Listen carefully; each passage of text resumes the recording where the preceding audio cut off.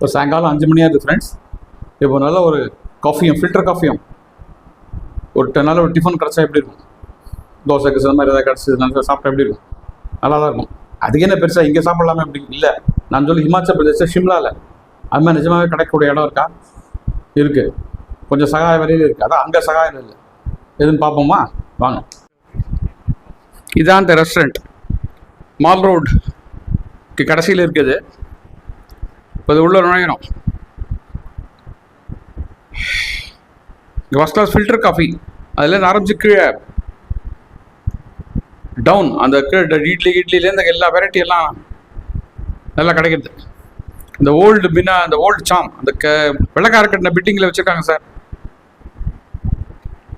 Uniformed பார்க்க Udupi model மாதிரி இருந்தால் கூட எல்லாம் இங்கே சர்வர்ஸ்லாம் யூனிஃபார்ம் போட்டுருக்கான். ஸ்டார் ஹோட்டல் மாதிரி.